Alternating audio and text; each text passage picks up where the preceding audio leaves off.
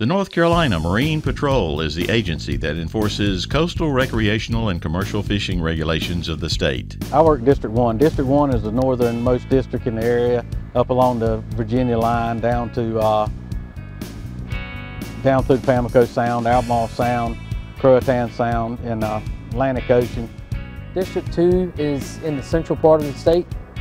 District 2 runs from Emerald Isle in Carteret County up north to Beaufort County. It encompasses Pungo, Pamlico rivers, Bay River, Neuse River, Pamlico Sound, Bogue Sound, and Atlantic Ocean out to 3 miles. District 3 runs from Highway 58 around Cedar Point, Swansboro area, down south to the North Carolina-South Carolina border. The officers of North Carolina's Marine Patrol watch over acres and acres of saltwater, brackish rivers, creeks, sounds, and the Atlantic Ocean. North Carolina's Marine Patrol doesn't just enforce fishing regulations. The agency is part of the fishing heritage of the Old North State. Its roots date back to the 1800s, when the state legislature was just beginning to adopt laws to protect oysters for future generations. In the beginning, officers and their equipment were scarce. By the early 1900s, there were only 5 inspectors and 4 boats to patrol the entire coast of North Carolina. Today, there are 56 full-time Marine Patrol officers with a fleet of more than 100 vessels, including everything from small flat-bottom boats to a 48-foot ocean-going vessel and 3 planes. After nearly a century, there's still an emphasis on enforcing oyster restrictions, especially in polluted areas closed under federal Food and Drug Administration guidelines.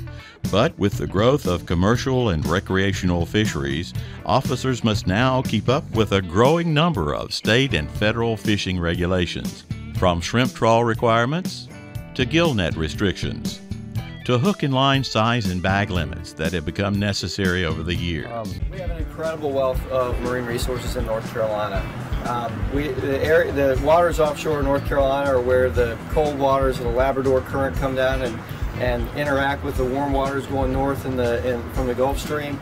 And that mixing zone creates all sorts of biological productivity and a huge range of species that you end up with species like the summer flounder or bluefin tuna that are at the southern range of their distribution. And then you have tropical species that come all the way up to North Carolina, like the gag grouper. So we're really lucky to be in an area like this, and that's why it's so important that we manage the resources carefully and have Marine Patrol there to make sure that everybody's following the rules. Being a Marine Patrol officer is very rewarding. You're out on the water, you're dealing with the public, you're protecting the resource where our kids and our grandkids could have the same opportunity and enjoying the resource as I've had. North Carolina Marine Patrol officers are sworn officers of the state, and they're required to complete the same training as policemen and sheriff's deputies, including a 600-hour certification program administered by the North Carolina Criminal Justice Training and Standards Commission. Marine Patrol officers must also complete annual in-service training.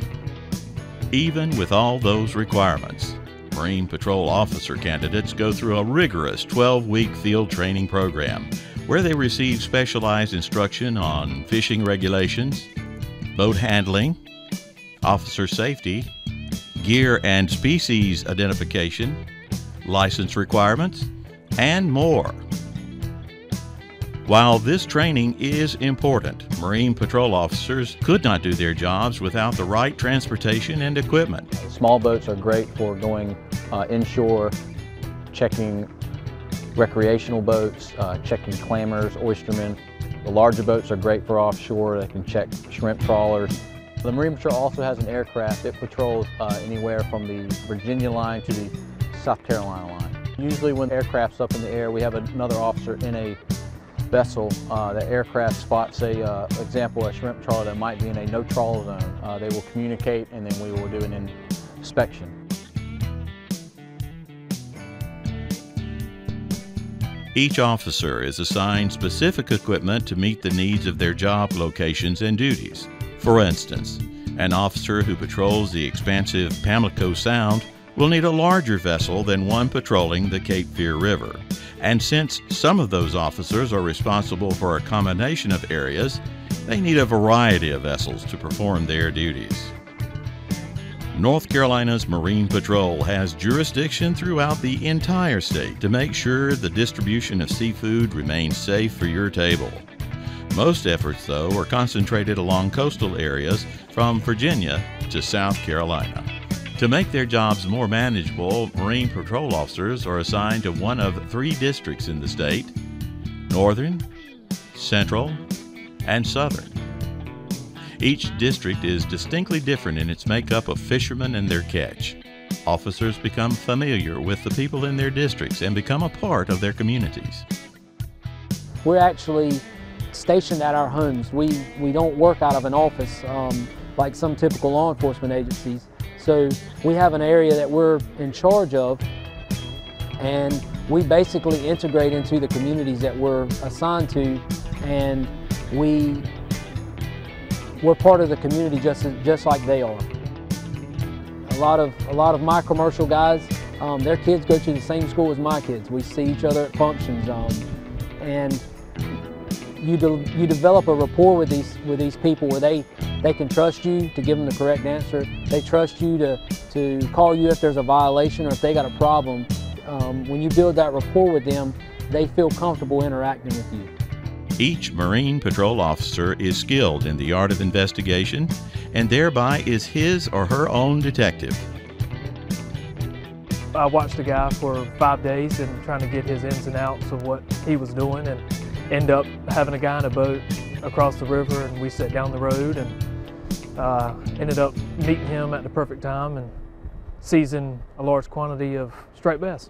They collect evidence, interview witnesses and violators, and when necessary, the officer takes the case to court. The big thing about being in Marine Patrol is 99% of the people you stop have done nothing wrong. You're doing an inspection for life jackets or size creel or license.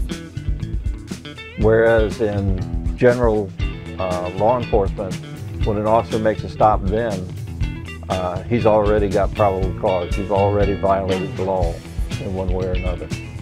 Officers also work closely with other local, state, and federal agencies, assisting with such things as the preparation for and aftermath of natural disasters, search and rescue, and homeland security. And what the North Carolina Marine Patrol will do is we're part of the emergency management system.